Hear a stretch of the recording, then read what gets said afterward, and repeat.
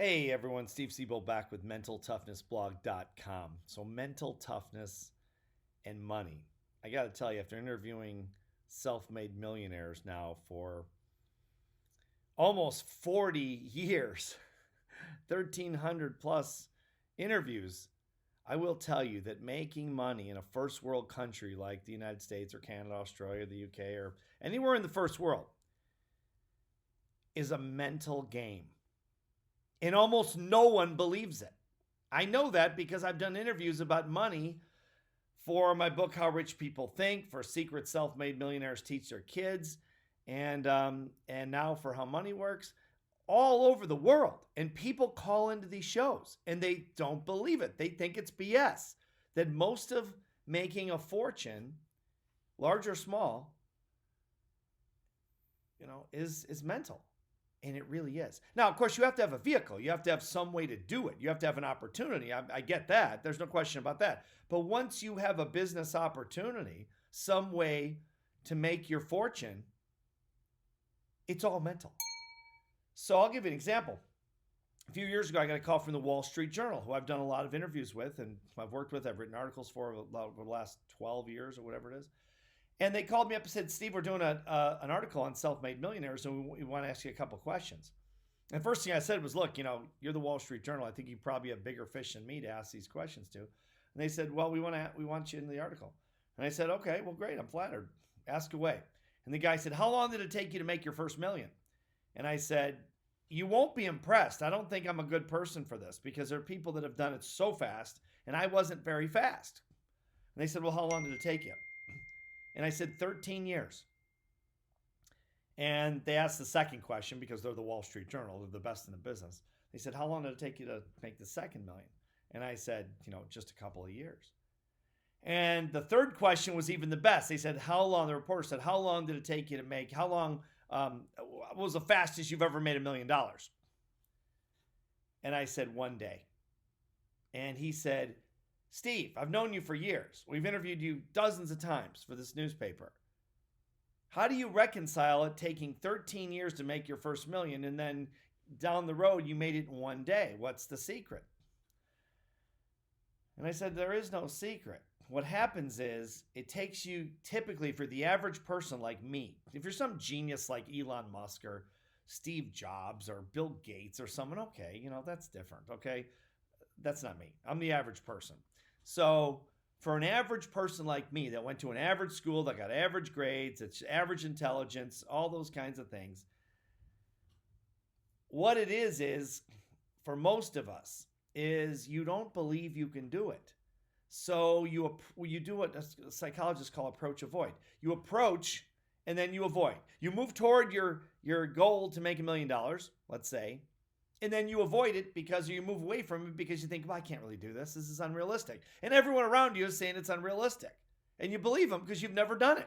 And they say, look, you got the same C's in high school that I did, or college. Or you grew up in the same neighborhood I did. I know how smart you are. I know all the stupid things you've done. And just, what average people say to each other. And we believe it. And we think making money has something to do with all those things. It has nothing to do with those things. Nothing to do with intelligence. Nothing to do with grades in school or anything else in that area. And so then you do it finally because you're persistent and you want to do it. And then you realize it wasn't that big a deal in the first place. Why were you so intimidated? Why did you think it was such a big deal? Well, yeah, it's great when you're there and you've done it. Well, then once I did it, then I thought, well, I'm not going to wait 13 years to do it again. So boom, it took me a few years and I did it again. And that's a very common story for an average person like me. Okay, again, there are geniuses that do it overnight. There are 20-year-old millionaires out there. There are 15-year-old millionaires out there. Boy geniuses, girl geniuses, I get it. That's fine. But for the rest of us mere mortals, this is what happens. We don't believe we can do it. So we don't take action toward it, or we approach avoid. So how do you do it in 1 day? Well, part of it's luck and part of it's belief that it can be done.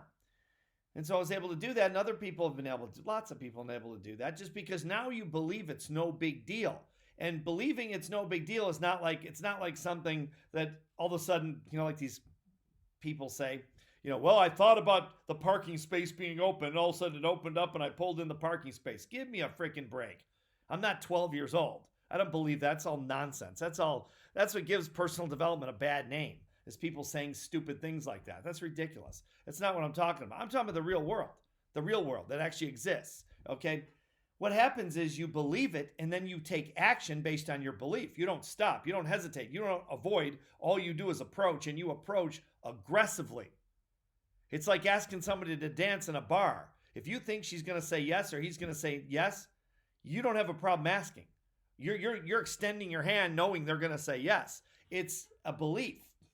And the problem, of course, is we grow up, most of us, just like I did, not believing that we could do this, because in church they told us it was the root of all evil and rich people are narcissists and terrible people. And in school, the school teacher said, oh, rich people, they're all crooks and that type of thing. You don't want to be one of those people. You just want to be a good person. Well, you can be rich and be good too, but they don't tell us that because they don't know, because they're not rich. They've never had any exposure to those people. And so the problem is belief. Well, how do you develop the belief?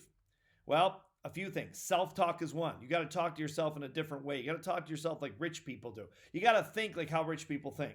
That's why I wrote the book, How Rich People Think. If you haven't read it, please read that book. It's not based on my opinion. It's based on 30 years of research. That's why the book sold over 1 million copies. It's not me. It's because I wrote down what they told me. And those were all personal one-on-one interviews. I didn't take a survey. I sat down with those people all face to face. Not one of them was a phone interview. That's 30 years of work. And you can read that book, Secret Self-Made Millionaires Teach Your Kids. For those of you that have kids, reprogram them with rich beliefs. Don't let them struggle with money because you did. Why do that? Read that book to them. Fill out the workbook. There's a free workbook that goes with the book. Secret Self-Made Millionaires Teach Your Kids. So self-talk is one. You got to talk to yourself in a different way. You got to talk to yourself like rich people talk to themselves. And then associate with other people that are wealthy or think that way. Now, you can associate with them one-on-one personally if you have those kind of contacts. You belong to the right clubs. You live in the right neighborhoods and all those things. Okay, if you do, that's easy. If you don't, read their books. Okay, their biographies. Watch them on YouTube. Take courses from them. Do whatever you can to get exposure to their consciousness, because Einstein said years ago, over 100 years ago, consciousness is contagious. You will adopt their beliefs if you ingrain them, if you study them enough and you get enough exposure to them. Number 3 is take action. You got to move toward your goal. You can't just think about it. People are always thinking, well, I'm studying this and I'm studying that. Study while you work your ass off. That's how you get wealthy. That's how you overcome your money problem. That's how you never worry about money another day in your life. You work your ass off, of course, but you've got to have the right belief to take action. Otherwise, what you'll do is you'll go forward and you'll go back. You go forward and you go back. That's what most people do, and most people struggle with money their entire lives. And they're totally capable of almost anything financially, because it doesn't take a genius to get rich. There are geniuses that are rich, but it doesn't take a genius to get wealthy. And rich, I don't know what that means. It means whatever it means to you. All it meant to me was I didn't want to worry about it, and I wanted to be able to live my life on my terms, do whatever I wanted to do, with whomever I wanted to do it with, for as long as I wanted to do it with, and live my life with no one telling me what to do. And I was lucky enough to be able to do that. But that's what rich was to me. I didn't need Ferraris or mansions or boats or planes or any of that stuff. So I had some of that stuff and it's all great, and I still have some of it. It's fine. But that wasn't the motivation. I just wanted to be free. I just wanted to be free to live my own life. I don't know what that's just my thing, but you may feel differently. Whatever it is to you, you can do it. Totally. It's belief. So take those steps and then take the action as you're studying and watch what happens. Sorry this post was so long. I meant it to be shorter, but it's a big topic. So go for it. I look forward to your comments. Thanks for watching the blog. See you next time.